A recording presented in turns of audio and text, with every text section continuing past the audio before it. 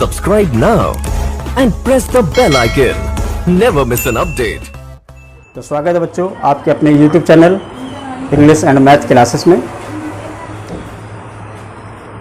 आपने हमारे पिछले वीडियो देखे होंगे।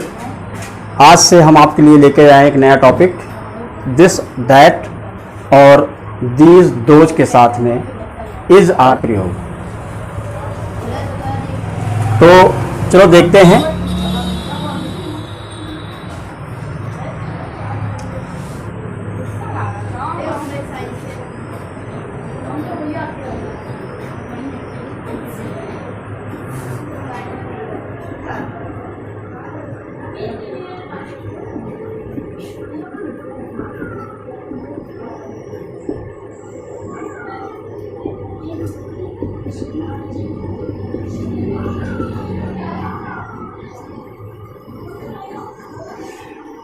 मैं चाहता हूं कि वीडियो शुरू करने से पहले आपको दिस, दैट, दीज और दोज का जो कॉन्सेप्ट है वो क्लियर कर दूं। सबसे पहले देखें, इसको समझने के लिए हमें देखना पड़ेगा, थोड़ा सा वर्ड मीनिंग की तरफ जाएंगे। जैसे ये लिखा हुआ है दिस, इसको पढ़ते हैं बच्चों दिस, इसके माना होता है यह, समझ रहे ना।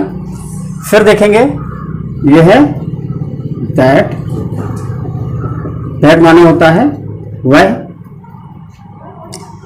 फिर देखें दीज, इसको दीज पढ़ा जाता है, दीज माने होता है ये है दोज,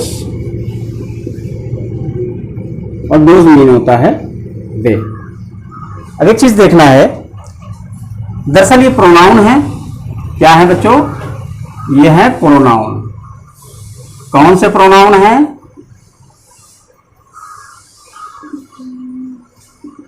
ये डेमोन्स्ट्रेटिव प्रोनाउन है। ये सब क्या है? ये डेमोन्स्ट्रेटिव प्रोनाउन है। डेमोन्स्ट्रेटिव प्रोनाउन का क्या मतलब होता है? डेमोन्स्ट्रेटिव प्रोनाउन का मतलब होता है कि किसी वस्तु के तरफ इशारा करके बताना। जैसे this is my pen, this is my pen, that is your house. तो अब यहां पे देखना है कि जो ये दिस है और ये दैट है, तो दिस और दैट का यूज जो होता है ये सिंगुलर सब्जेक्ट के रूप में होता है। सिंगुलर ये प्रोनाउन है।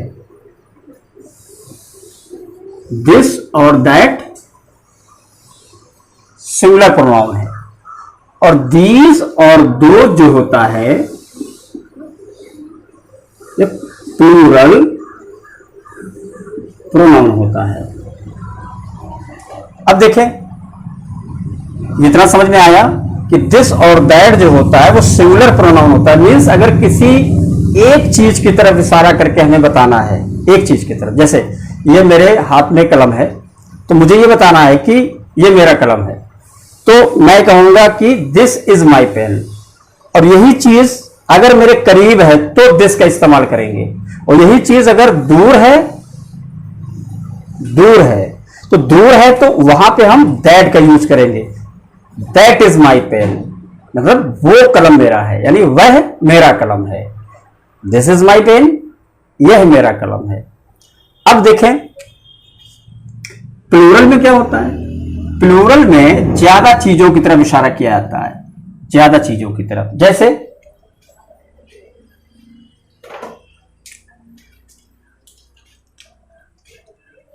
दीज आर माई पेन, क्या बोलेंगे? These are my pens.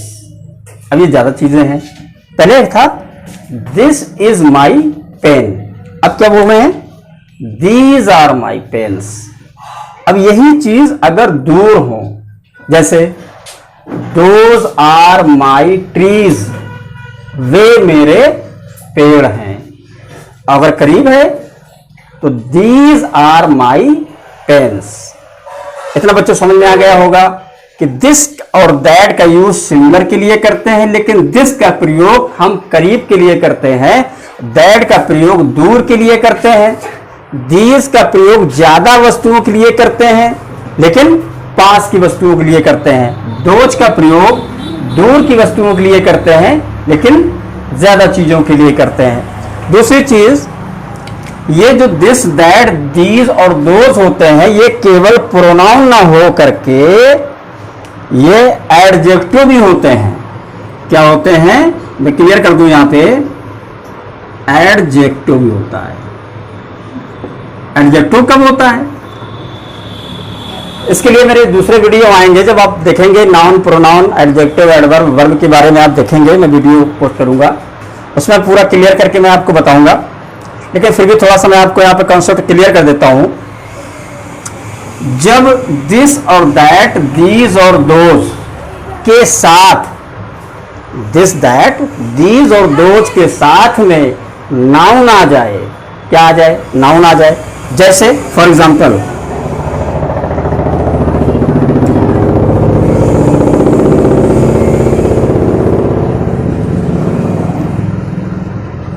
क्या लिखा हुआ है, दिस बुक इज माइन, यह किताब मेरी है, यह किताब मेरी है। तो यहां पर जो दिस आया हुआ है, ये दिस के बाद तुरंत नाउन आ गई, है ना। नाउन के बारे में हम जानते हैं, पढ़ा होगा हमने कि नाउन जो होते हैं, आप लोगों ने पढ़ा होगा कि noun all naming words are nouns, यानी कि जितनी भी चीजें हैं, जितने नाम हैं, जितनी भी चीजें हैं जो उनके नाम है, वो सब नाउन है। किस प्रकार के नाउन है ये अलग चीज है, लेकिन यहां पे जो ये दिस आया, ये प्रोनाउन नहीं है बच्चों, ये क्या है, ये है डेमोन्स्ट्रेटिव एडजेक्टिव। अब क्लियर हो गया होगा। अब हम यहां देखना हमें ये है कि जो हम प्रोनाउन यूज कर रहे हैं, दिस, दैट, दीज और दोज का, वो प्रोनाउन के रूप में यूज कर रहे हैं कि एडजेक्टिव के रूप में यूज कर रहे हैं, ये अलग विषय हो गया। लेकिन हमें यहां पे आपको समझाना ये है कि दिस, दैट, दीज और दोज, ये दीज है, सॉरी, दीज और दोज के साथ में इज और आर का प्रयोग। चलो देखते हैं इज आर का प्रयोग कैसे होता है।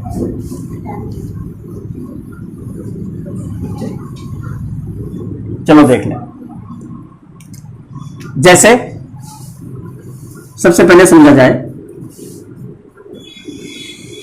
दिस मीन्स यह है, दैट मीन वह है, दीज मीन ये, दोज मीन, इन दोनों के साथ है की इंग्लिश इज आती है, इन दोनों के साथ है की इंग्लिश आर आती है। इतना समझ में आ गया। अब देखें कैसे समझेंगे हम। जैसे लिखा, यह मेरी किताब है। अब हमने सबसे पहले देखा कि यह जो होता है, इसके किस चीज के माना यह होता है। तो देखेंगे यहां पे ये दिस लिखा हुआ है, तो सबसे पहले हम क्या लिख देंगे, this.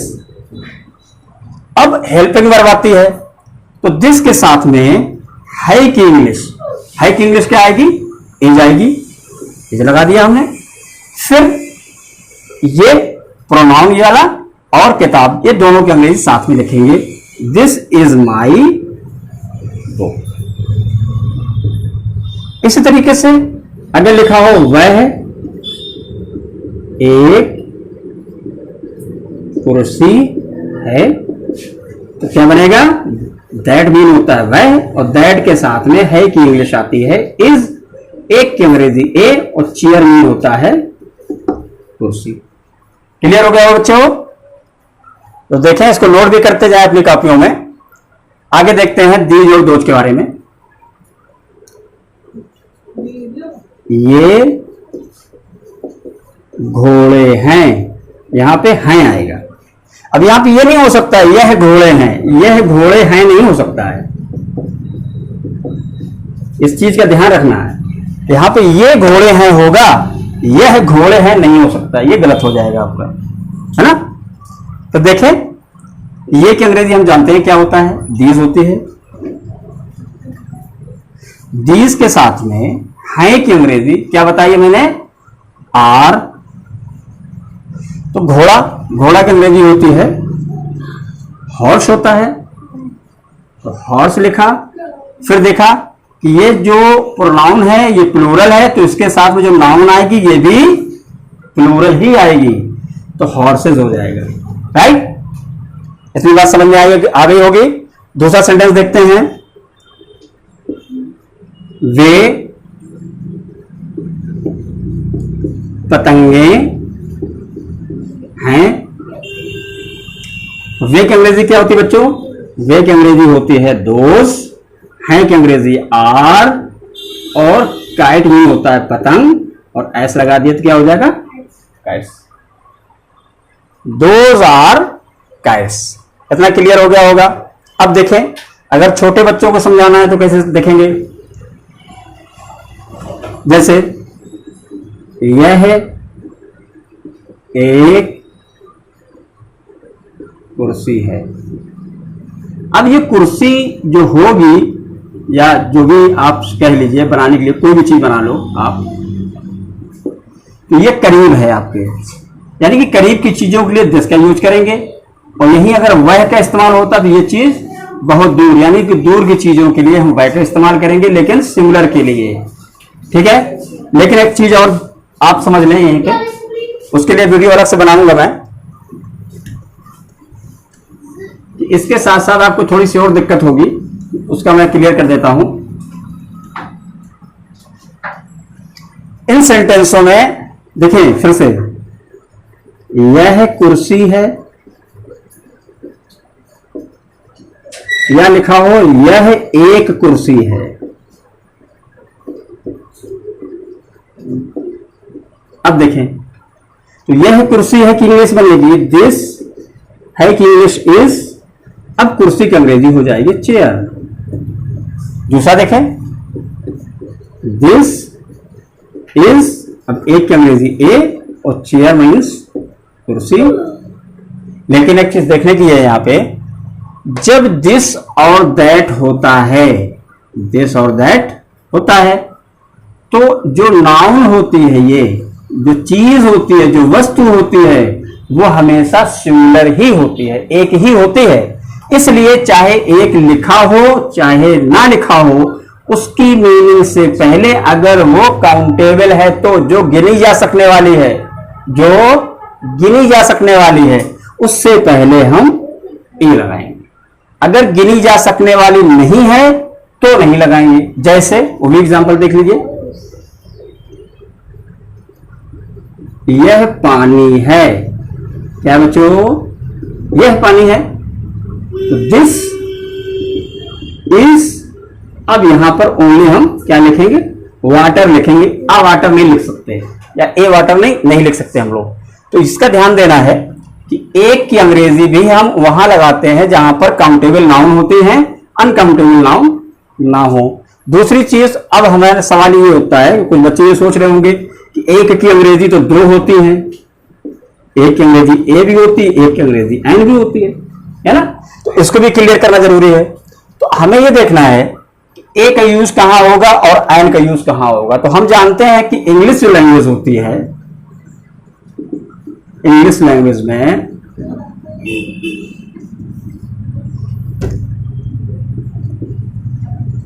there are 26 letters in English language. Understand? English अंग्रेजी भाषा में 26 अक्षर होते हैं। 26 अक्षर में अक्षर ये दो तरह के होते हैं। सबसे नंबर 1 वॉवेल्स होता है, नंबर 2 कैंसोनेंट होता है। तो जो वॉवेल्स होते हैं बच्चों, ये 5 होते हैं। कौन कौन से होते हैं? ए, ई, आई, ओ और यू होते हैं।